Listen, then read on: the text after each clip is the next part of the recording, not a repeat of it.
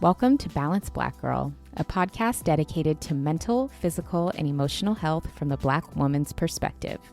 Tune in to hear from Black woman health and wellness experts giving the approachable advice you need to help you feel your best.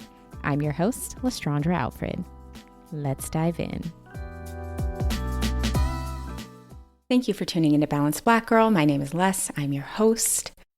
I started this podcast 3 years ago because I wanted to have a space to connect with other Black and brown women to talk about health, love, rest, ease, what it means to be well, and so much more. And I'm really honored to have you here in that space today.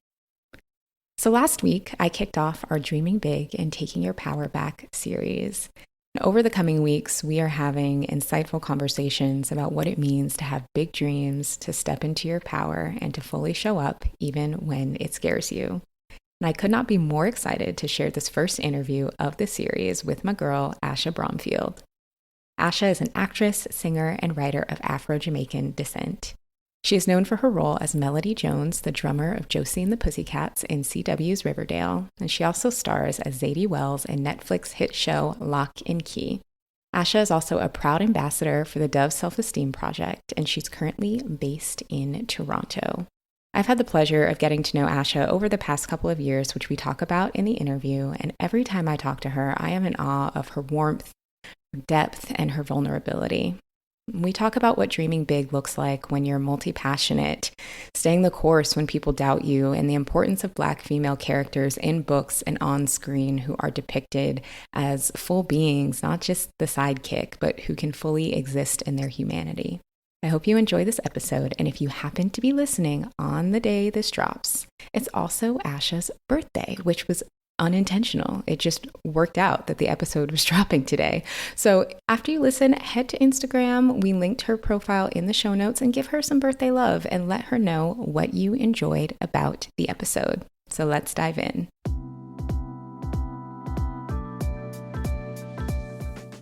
Asha, I am so excited to have you on the podcast. This episode has actually been a long time coming, at least for me, because I've wanted to have you on the podcast since I met you.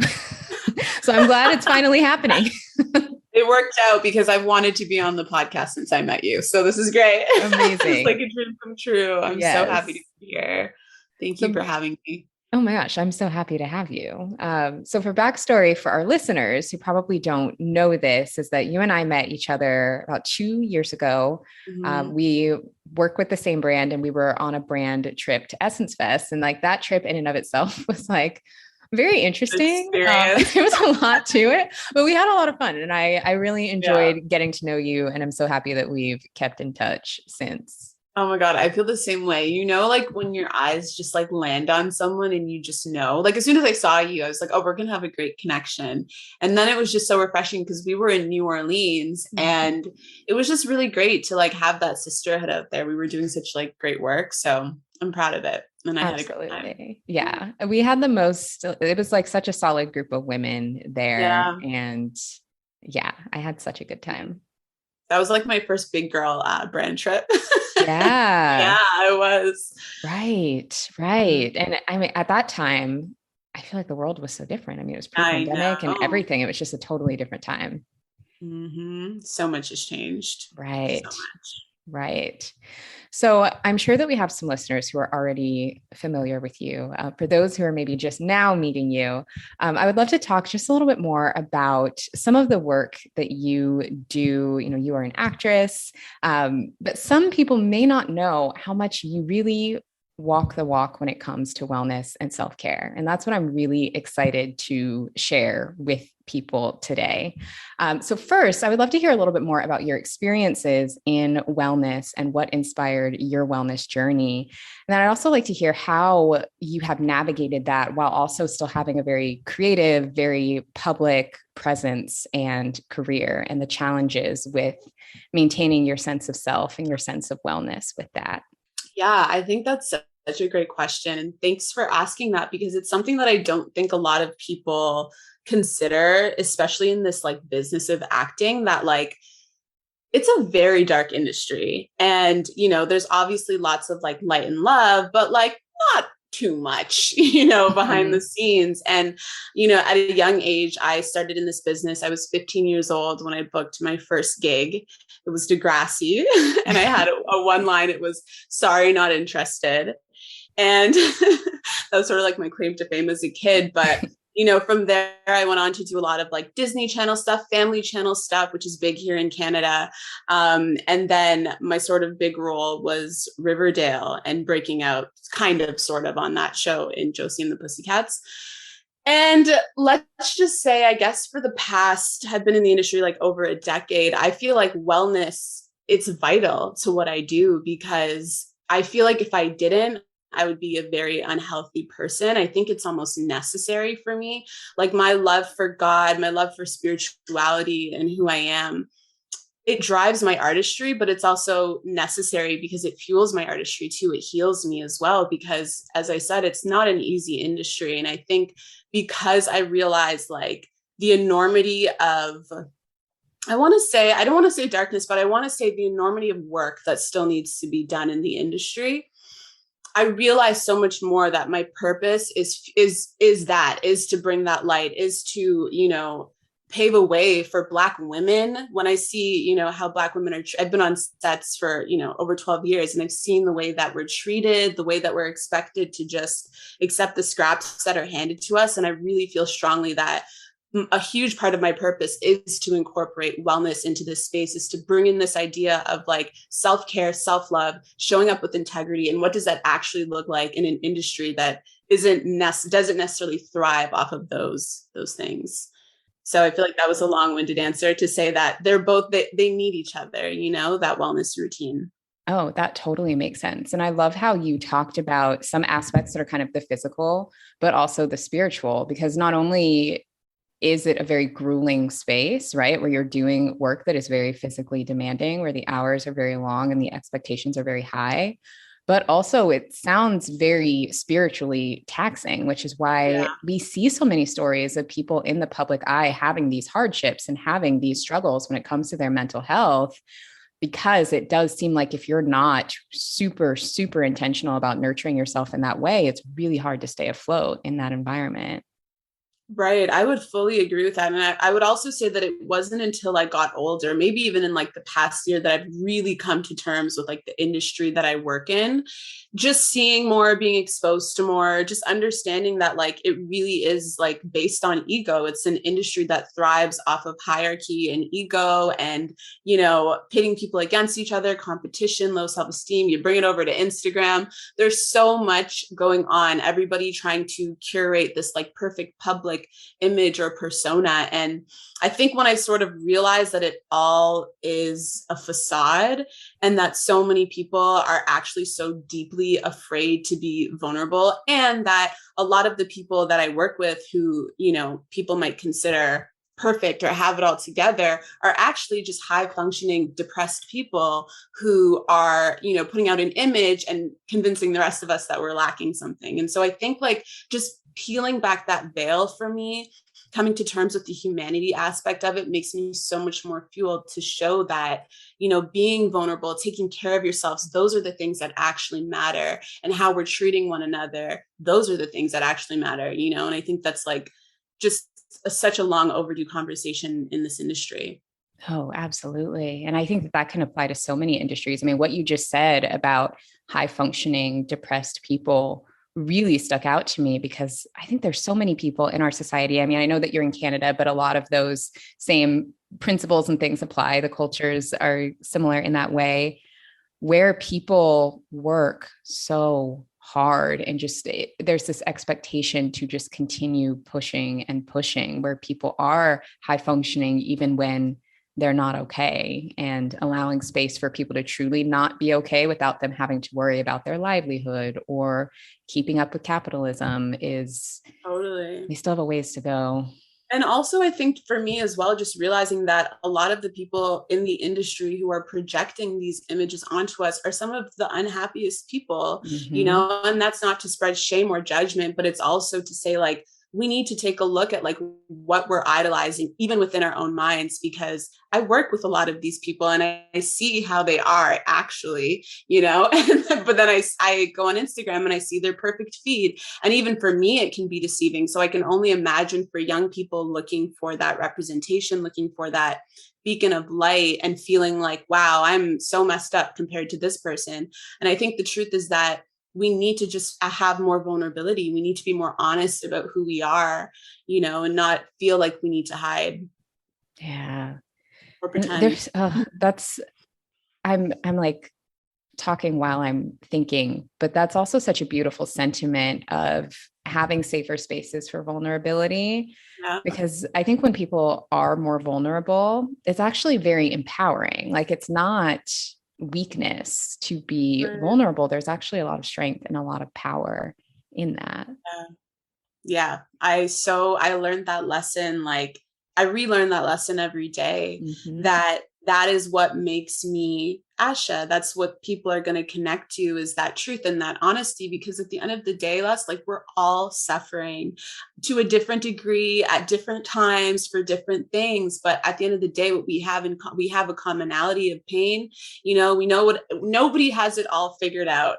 Nobody really knows what this like virtual matrix thing is. But I think people like to, everybody is so afraid to admit that they don't know, you know? And I think when we kind of like take a step and be like, you know what, I don't really know what's going on. This life thing is pretty like complicated, but it's beautiful, but it can be very messy and it can be very hard at times. When we're more honest about that, I think we feel, at least for me, I feel more empowered, because I don't know, I just feel like I never fit in with the cool club anyway, and it just never seemed that fun. I'd rather be honest. I'd rather show up as me. And I pray that I can be that example, especially when we talk about vulnerability for Black women, when we talk about images of Black women, soft Black women, seeing more of that idea in media. I think it's just so important to hold those spaces and show society like we're not just strong Black women all the time. We have emotions, we're human, you know, and just not being afraid to live in our own truth and our own vulnerability so that the world can be more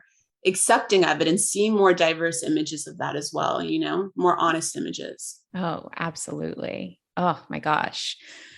That leads me to kind of a segue that I would love to talk to you about, which is Hurricane Summer, your amazing first book, so I remember when we were in New Orleans, you were telling me about it, because at that time, I think you were like finishing up writing it and it was very much in the process of coming to be. And so now 2 years later to see it like out in the world and to read it, and like, it's just such a beautiful, beautiful thing.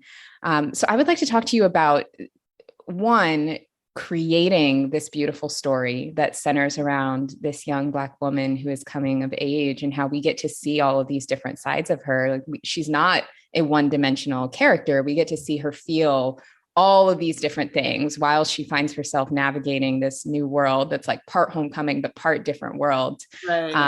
I would love to talk about the process of creating a character who's a young Black woman who we get to see in totality in that way.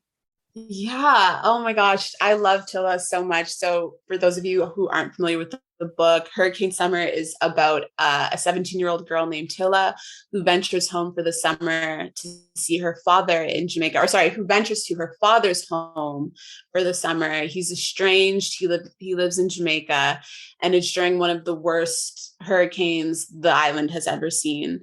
And the title of the book is actually a metaphor for the hurricane coming in her own life. And it's interesting because, you know, everything you said about 1 second it's like an idea, the next second it's actually like a tangible thing. I'm still wrapping my head around that.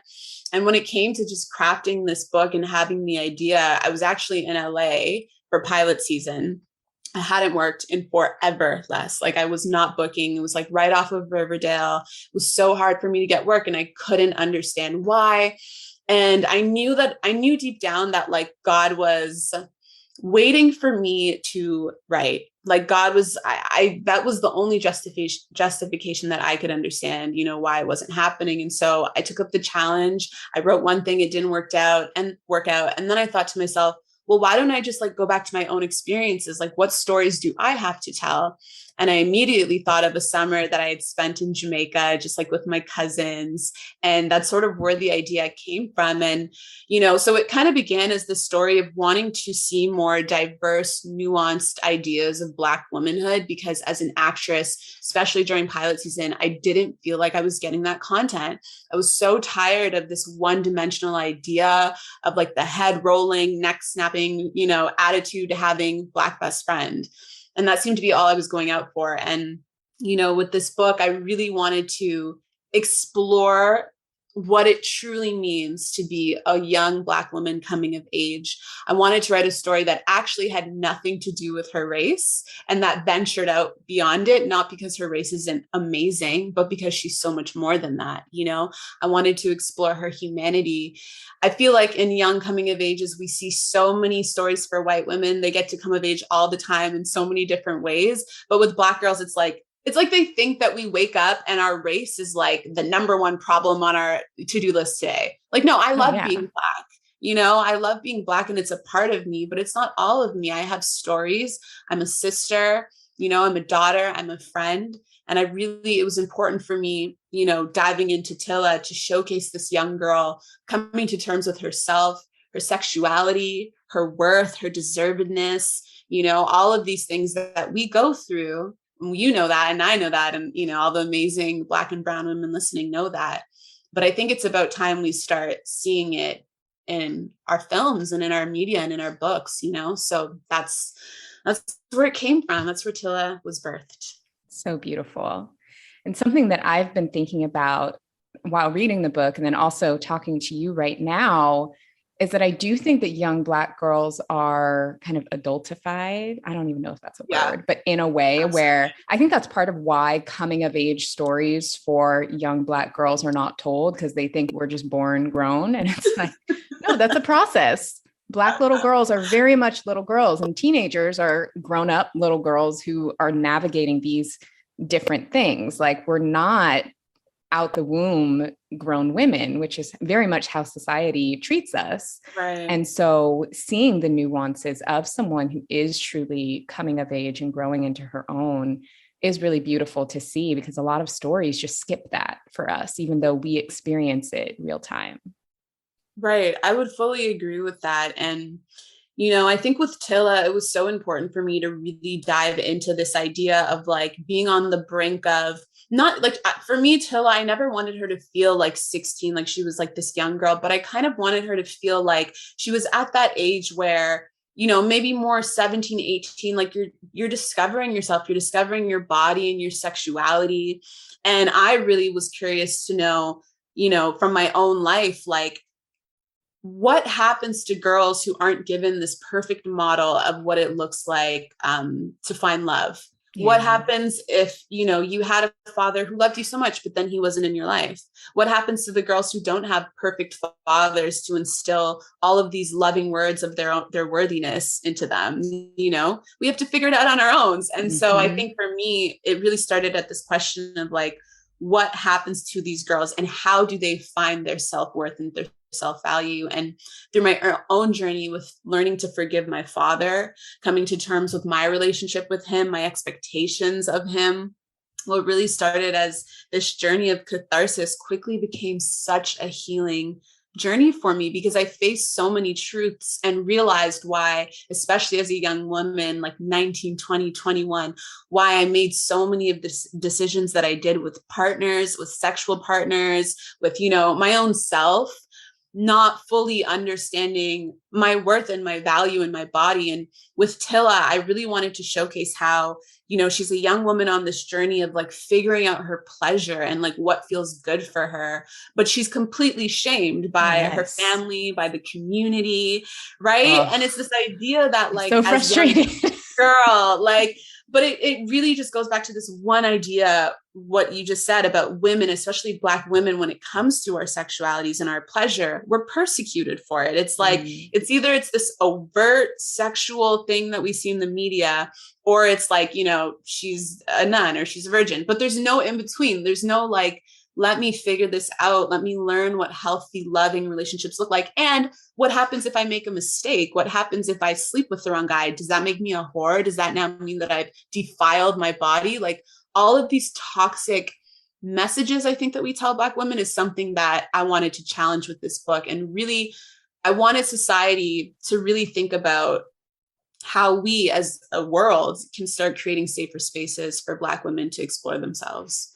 Absolutely. And I love the word explore, because I do think exploration is something that can be so hard, particularly for young people to feel safe enough to do. But it's also really freaking important about various things, about their sexuality, about relationships, about their career, about purpose, about their place in the world. I mean, that requires exploration. And I think, unfortunately, a lot of people, and I know myself included in some contexts, have not really felt safe enough to do that, or felt like we had the freedom or the privilege to explore. It was like, you start working, you start doing all the things to make sure that everything and everyone is taken care of. And there's not as much room for you to explore and figure out who you are and what feels good to you. And I think as many opportunities that we can create for young people to do that as possible, the better. I would agree with that. And I also think for me, like as a young girl, I just felt so much shame. Yes. I always felt like, oh gosh, I shouldn't have done that. Or there's something wrong with me because I fell for this guy, or I fell for another guy again. You know what I mean? Or like and it was the wrong guy. And it's like just this idea of everything of what you said, giving women a space where they can feel celebrated and joyous and know that there are no wrong answers, that it's a journey, you know, and it's their bodies, and like just claiming their own bodies and knowing that it is our right and it is our power, you know, to make decisions about it. And there's no wrong answers. It's what feels good for you. And I think like that's something that's so taken out of the conversation for young girls, you know? For sure. And I think that sometimes the intentions are to protect, but I don't think anybody is protected by feeling shamed. Yeah. Feeling shamed for things that are absolutely human and normal, because everything is normal. And I think for Tilla too, like even in the book, there's so much projection as well. Like there's so many, I think when I look at like Aunt Herma or different characters in the book who are sort of like the villain, there's a lot of like repressed sexuality within them. I feel like maybe a repressed sense of creativity or exploration, and it's projected onto this young, vibrant young girl, because we can have this conversation not only about sexuality, but about anything. Whenever I feel, whenever the world sees a thriving young Black woman, you know, it's like there's that criticism. It's like this idea that the world almost wants to dim that light, you know, but the purpose of this book and the purpose of Hurricane Summer is to say to shine anyway. You know, it is to say to take up that space to free yourself from the expectations and limitations of other people's projections. Oh, 100%. And if y'all haven't read it yet, you need to. We'll have it linked in the show notes. It is, honestly, it's beautiful. You will feel every emotion under the sun. Happiness, sadness, anger, all of it. So make sure, if you haven't read it yet, head to the show notes. And I can't wait to hear everything you have to say about it. Like, you read so many books. Oh my gosh, it's beautiful. Honestly, it's beautiful, but it's also, I'm about 2/3 of the way through right now. And I'm also like a little heartbroken. It's heavy. You know, and so, but it's absolutely beautiful. Oh, thank you, Queen. Peace. That's like the best. Thank you. Oh my gosh. All true. You are so welcome. Thank you. Taking a quick pause from today's episode for our message from our sponsor, HelloFresh. Now, I have to say, I'm so proud of myself because I've been sticking to my budget so well these days, because y'all, I was wilding out there for a minute, and eating at home has helped tremendously. HelloFresh has made eating at home so convenient and saved me so much money. With HelloFresh, you get fresh, pre-portioned ingredients and seasonal recipes delivered right to your doorstep, so you can take fewer trips to the store and make home cooking easy, fun, and affordable. With fall transitioning to winter, there's nothing better than cozying up with a comforting home-cooked meal. HelloFresh actually has a really amazing chicken ramen recipe that I made recently, and it was so good. It was so cozy. It was the perfect chilly fall winter evening meal, and they have other incredible seasonal recipes that are just as cozy. HelloFresh is also here to make your life easier during the holiday season, offering everything you need to cook up a holiday meal or family feast without dealing with hectic grocery store shopping or having to plan a ton in advance. Plus, it's over 30% cheaper than buying all of the ingredients you'd need from the grocery store. I was in a major cooking rut, and HelloFresh helped me enjoy being in the kitchen again, and cutting down trips to the grocery store is a major plus. Go to hellofresh.com/balanced14 and use the code balanced14 for up to 14 free meals and 3 free gifts to celebrate the holiday season. That's hellofresh.com/balanced14 and use the code balanced14 for up to 14 free meals and 3 special gifts.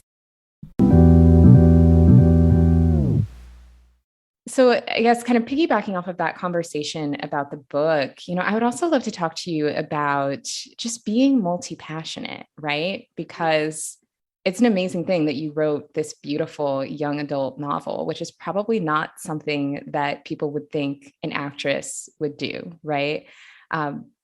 But I love how you are showing up as somebody who has these various talents and these various passions, and that you are pursuing them and just showing up fully as yourself in them, which from the outside looking in, it just looks like just light and Oh my gosh, it just looks wow. like effortless, although I am sure it is anything but. I'm sure it's effortful. But I would love to talk to you just a little bit about your experience being multi-passionate and pursuing different avenues, and how you continue on if you do have a moment that feels discouraging, or if you get doubt, and how you navigate that.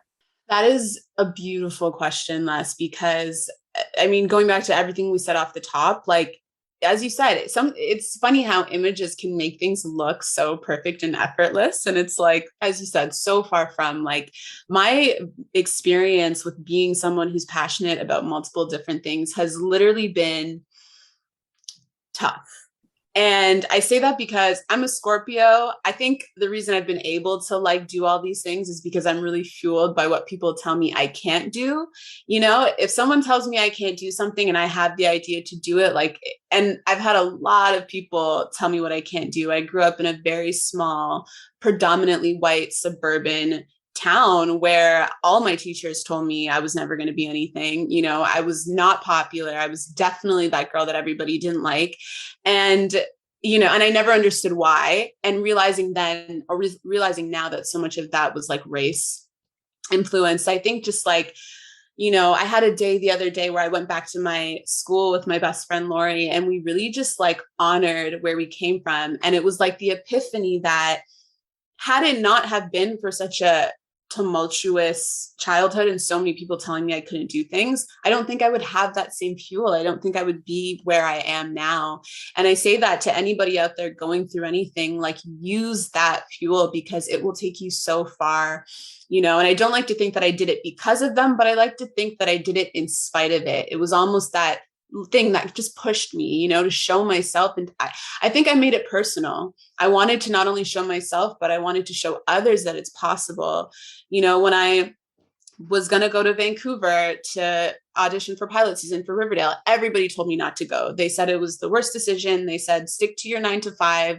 Why would you go out there? And then boom, I booked Riverdale. When I decided to write this book, even when I was on Riverdale, everybody told me it was premature. They were like, I had agents at the time that were like, it's a bad idea. Nobody supported it. But I think that fueled me even more to be like, well, why is it premature? Why can't I write a book? And so I think if you're deciding to be someone who does multiple things, you just have to make the choice for yourself that, like, you can literally do anything, and you have to define your life for yourself, because if we wait our whole lives for other people to give us permission, they never will, And I think that's something that I've learned. And it's like, even as I take it further, I notice more and more, I said this to my boyfriend the other day, that every day is like a reaffirming of who you are. It doesn't stop. I want a star in my book, and I'm definitely getting pushback for that now, but like, that's another thing I have to fight for. And I have to believe in myself enough, even though, there's going to be voices. People told me, you're an actress. Why would you write a book? I had agents telling me, like book agents saying, I didn't even want to read it because you're on TV. And I think it makes me realize less that I don't take it personal, because it makes me realize that people are so limited in their own minds. Yes. We're so conditioned to believe that we can't do more than one thing, as if we are not, the children of God who are boundless and capable of all things, And so I always come back to that, going back to your question, what do I do when I'm feeling low? I go to my spirituality. I pray. I'm not religious, but I'm a huge believer in God. I'm a big believer in love, the power of life, and the miracle that it is to be here every single day. And I think what I try to do is I try to connect with that truth, like really taking in like that I don't know what's happening right now. Like this is what's happening. No one really knows, but it's happening. And I think when I stay in that awe, it connects me to a power that's bigger than me, that fuels me and helps me to see that in these places where I feel there's darkness, or in these places where I feel resistance or pushback, it's just darkness in need of light. It's shadows in need of light. And that really does fuel me. And it's not to say it's not easy. It's not to say I don't cry multiple times a week, but I also honor my emotions. I go to therapy. I allow myself to release, and I keep going, because we only get one life, and I want to be able to do all the things I set out to do. And I think we all should, because we all deserve to. And I believe it's our birthright. I believe it's why we're here. So, yeah. Oh, honestly, that was such a beautiful answer. And what I really want to highlight about what you just said was kind of the growth and the progression there that you've experienced when it came to people doubting you, how when you were younger, not understanding and taking it more personally, because when you're younger and you don't understand what a projection is, or you don't understand people's biases or the things that they're dumping onto you that is their stuff, it does feel that way. And then as you get older, you recognize, oh, wait, that's your limiting belief. That is your projection, and separating yourself from that. Right. It's just such a beautiful journey, and just such a testament to growth. And I really appreciate you sharing that. I love that you said that. And it's like, for me, the craziest part right now is really going back, and this will be like a mind F for people who start, when you really start doing the work, you really realize like, wow, like who was I before I ever heard this narrative about myself? Who was I before I was ever doubted by the school system, by my friends, by my family? Who was the voice? I had someone say to me the other day about like self-criticism and not being so hard, because I'm very hard on myself.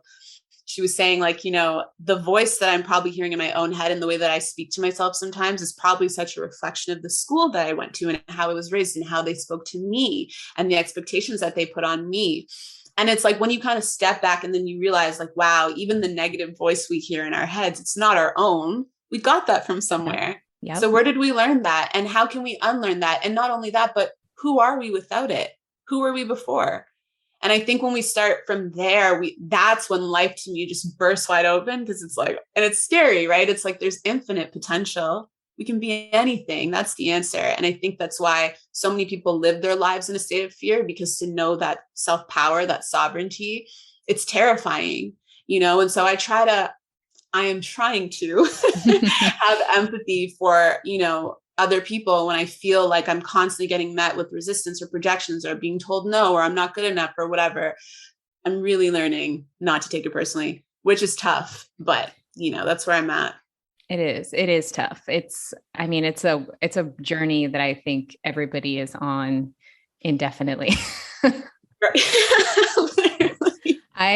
I'm sure you've read the 4 agreements. Yeah. I feel like that's like a pillar. I constantly have to go back to the don't take anything personally agreement. Every couple months I go back and I reread that agreement, because that is the agreement that I need the most. The most annoying agreement. It's definitely the most annoying one, because it's so easy to take things personally. And I'm the queen of taking things personally. So Don't worry, you're not alone. You're just a Scorpio. I'm just you're a not Scorpio. the queen of it. It's just sometimes like, just in my astrological code. But it's also a beautiful opportunity. And I think that, going back to what you said, like every day is an opportunity, and every day we're doing this work forever. So I think when we kind of get comfortable, we accept that challenges are a part of life, not to be feared. We realize like even today I was freaking out because I'm writing my second book, and I realized that I might have to really go back in there and revise a lot of stuff. And I was like getting really frustrated, and I could feel my anxiety being like, oh my God, I don't have time for this. Like my draft is due. But then I was like, yeah, but I'm just really grateful that I get to experience this. Thank you, God, for like this experience. I'm a human, and I'm like a writer, and I'm late on my draft. Like that's kind of cool. So I think just like really stepping back and having that gratitude for our lives, because there's so much to be grateful for. And if you're living in the Western world, and if you're listening to this podcast, you have the opportunity and the privilege to hear this podcast. That alone is a blessing to be celebrated, So I think just starting small is so important for all of us. Absolutely. Because it's easy to lose sight when we're so, we're on Instagram all day. Oh my gosh. Right. Well, thank you for that. I really, really appreciate that. And I also appreciate what you just brought it back to around gratitude and just the different ways that we can incorporate gratitude practices in our lives, and just the duality there of acknowledging like being grateful for that experience and, oh, this deadline is coming, or like this thing is happening and I'm still grateful, and they can both exist at the same time. Yeah. It's interesting. I think that my appreciation for life has grown so much through grief. I said this to my best friend the other day, that I believe that grief is the beginning of life. I don't think it's the end. I experienced some loss, like nothing too, like my dog and my aunt. And, but my best friend, she lost both of her parents as well, back to back. And I watched this happen. I watched her go through it. And I also watched her be one of the most, and I don't say this lightly, like the most positive, loving, grateful person that I've ever met. And I think when I see that, and I just realize the finiteness of our human experience here, that for me can snap me back into gratitude so easily. Not to say that like, oh, someone's gone through something hard, we should just be grateful because our lives aren't as bad.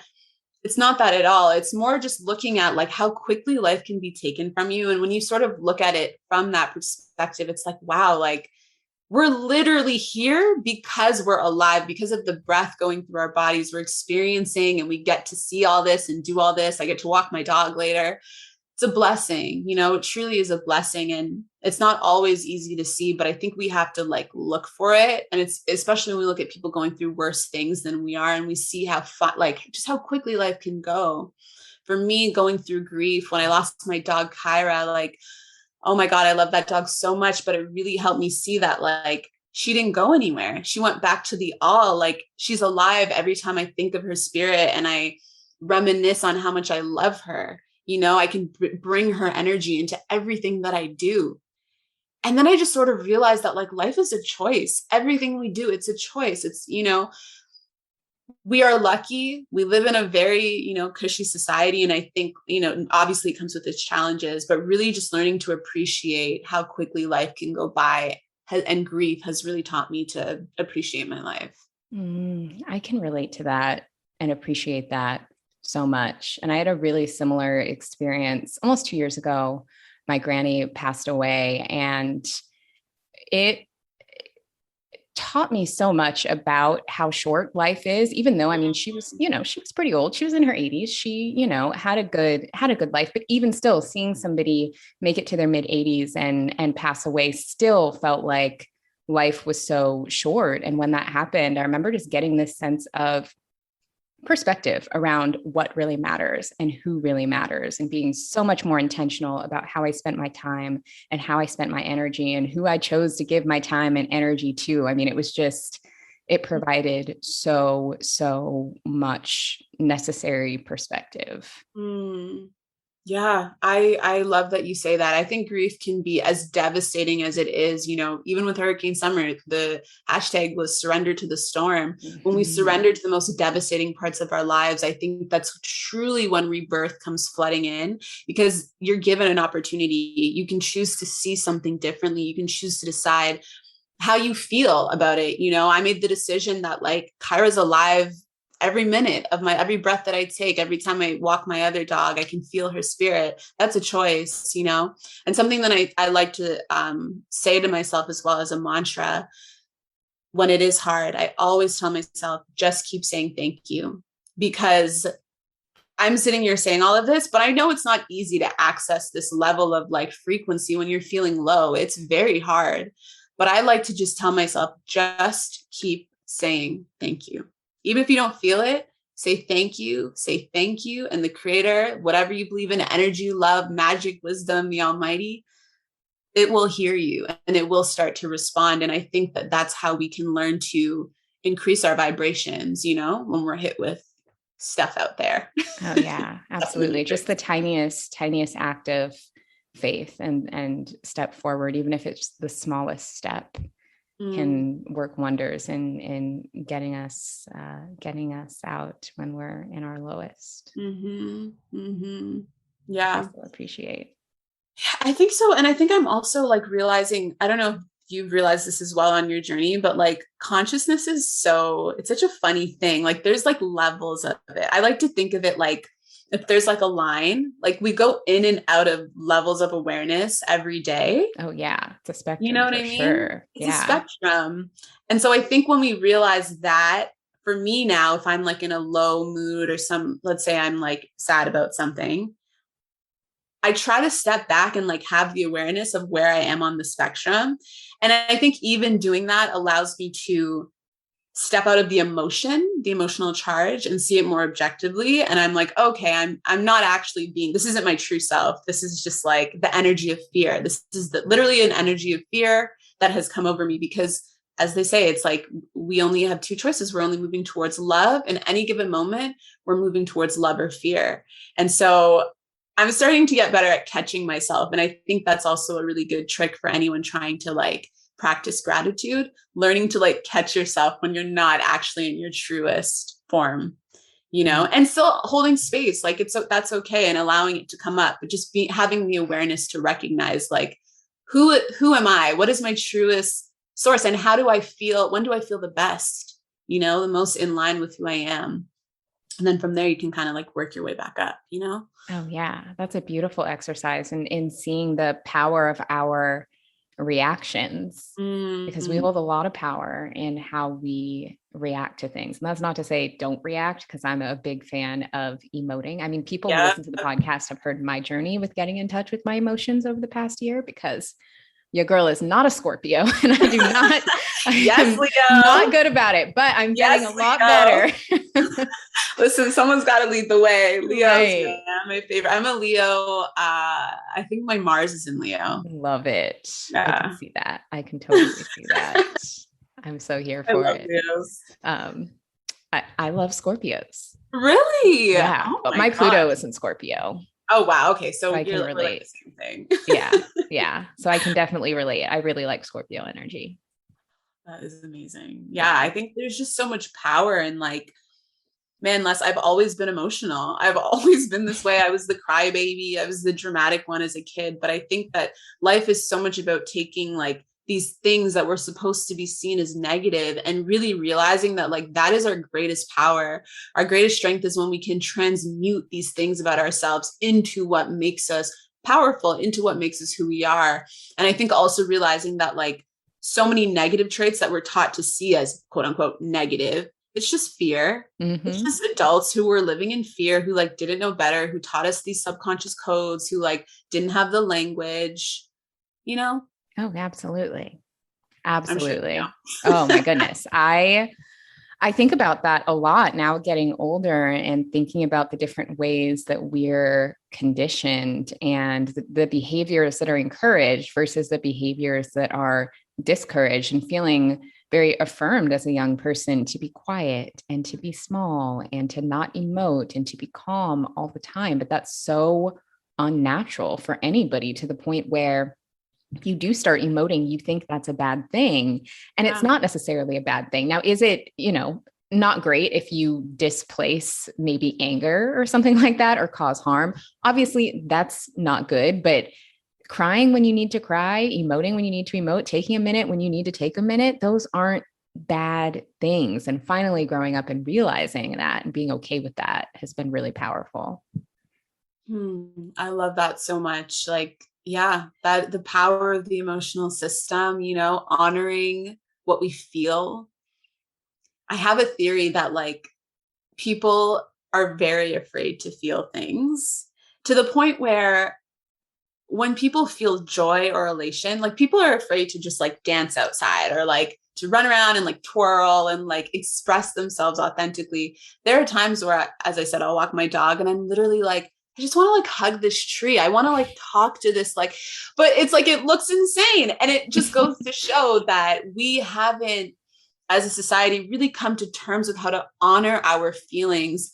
Really, people are afraid to laugh too loud in public, and I think it's just, that just goes to show like the disconnect that we have from our emotional bodies, and just learning to understand that like true self-expression isn't going to look like that conformity. It's not going to look normal, but go after your joy anyway, dance anyway, sing anyway, laugh out loud, run up and down do what you need to do to feel good. And I think if more people got more comfortable with, the relationship to feeling good, I think our world would be a better place. But I think the truth is like, we have to also first work on our deservedness to feel good. And that's where the work comes in. Ooh. Sorry, I need a minute. Right? That is major. That is major. I know I struggled with that big time. Me too. Because we're taught our whole lives that we're not good enough. Who tells, like, if you're lucky, you have some people, I won't speak for everyone. Some people do have people telling them you're good enough. And, I had my mom, I had an amazing family, amazing grandfather, but it's a tough world, especially for a young Black girl with big dreams. And like, I think on my journey, again, like a big part is coming to terms with my past, letting go of the resentment towards it, and also allowing myself to now decide, who am I? As we said, who am I before these voices? And my deservingness, like I deserve to feel good, and I don't have to walk around with this shame body as if like I'm not good enough all the time, or expecting that things aren't going to go my way, because they just don't sometimes. All of those things that we put ourselves in a box with, like I want my legacy to be breaking out of that, because I don't want any Black girl coming up under me in this industry to ever feel like she has to do that, to feel like she has to play small or take less or accept less. Like, no, we are deserving of everything. And any dream, any thought, any idea that comes to your head, you're worthy just because God put it there, just because the universe decided to drop that into your mind. It's yours.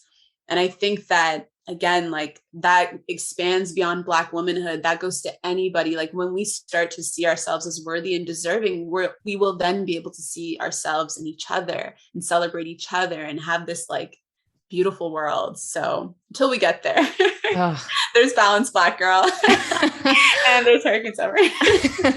We're providing tools and resources.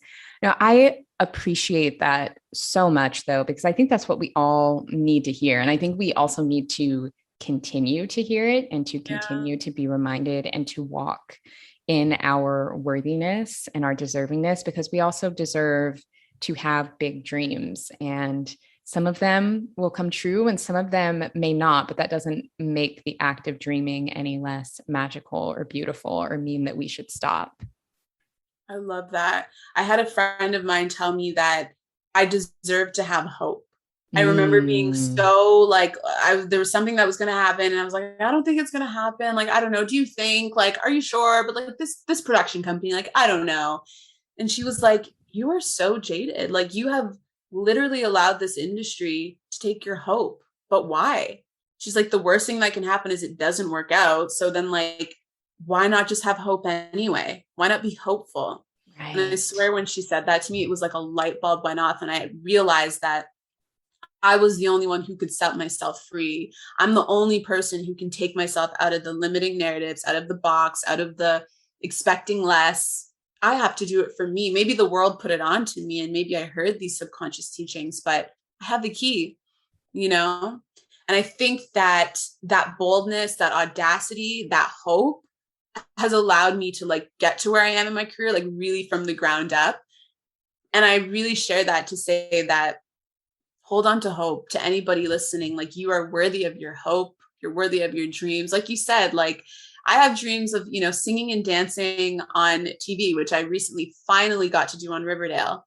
But in the meantime, it's like I had to have a conversation myself. Like, why aren't I doing that in my room? Why don't I give myself the hope? Why don't I just have fun with my life and do the things I love to do and feel hopeful that, yeah, it might just work out. So I think that's really important. Honestly, that's a life-changing perspective. Like the ability to allow yourself to feel hope is a life-changing perspective.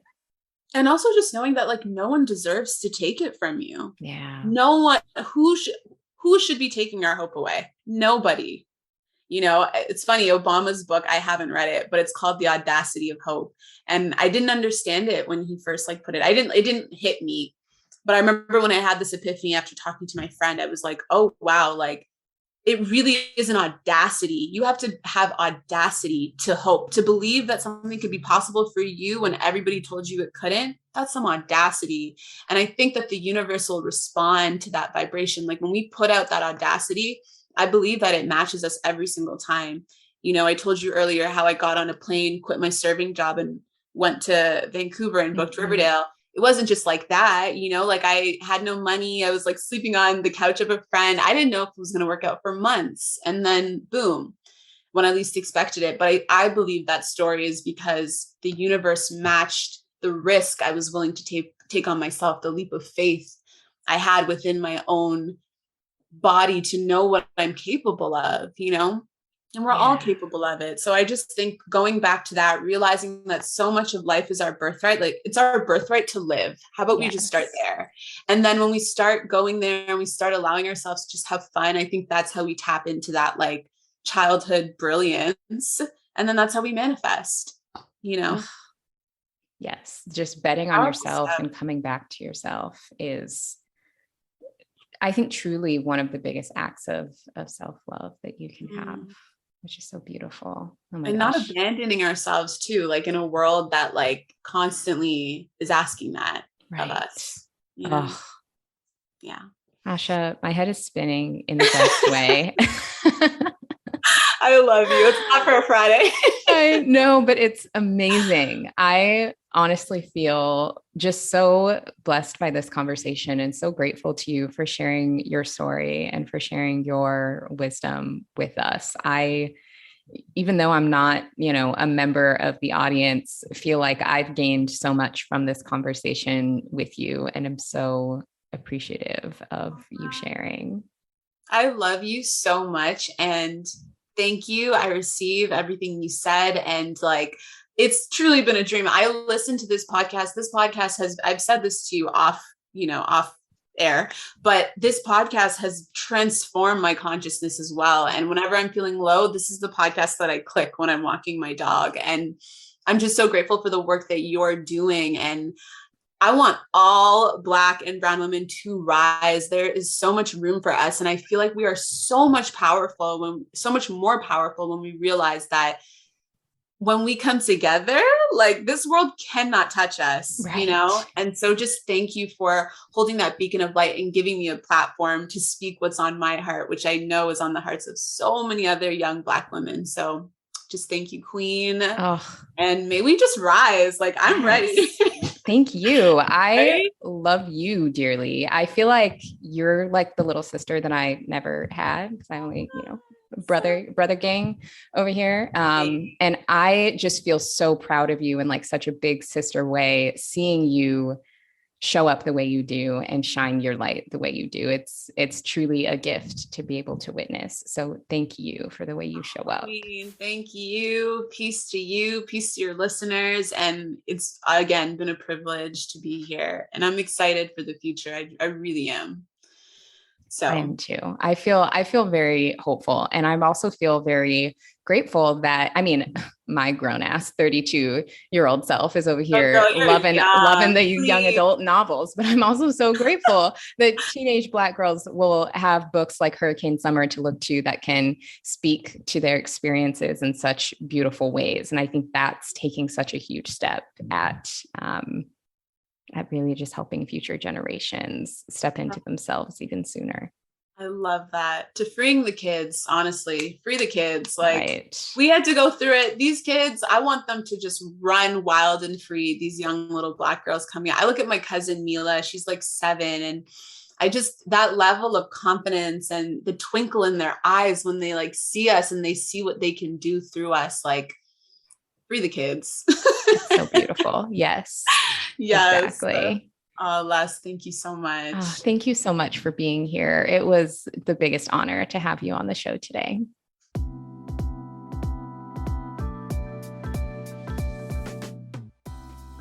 About to sign off here, but oh my goodness, I loved this episode so much.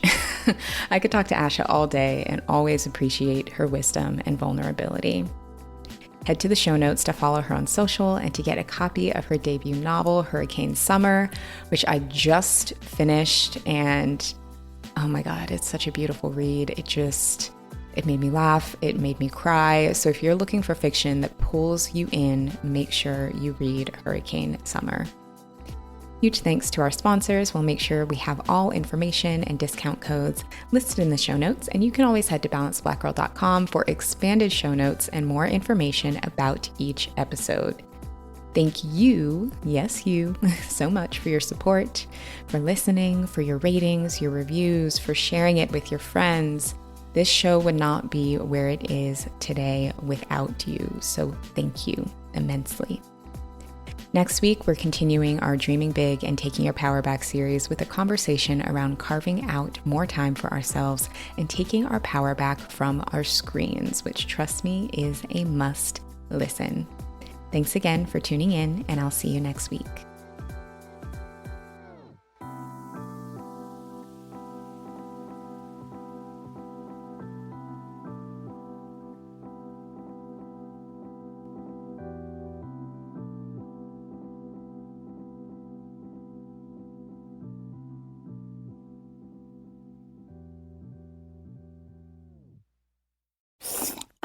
Is that Dunkin's new holiday blend coffee? Sure is, because sometimes the holidays just call for Dunkin'. What's in it? A spark of holiday spirit? A cup full of holiday cheer? Your very own holiday shopper?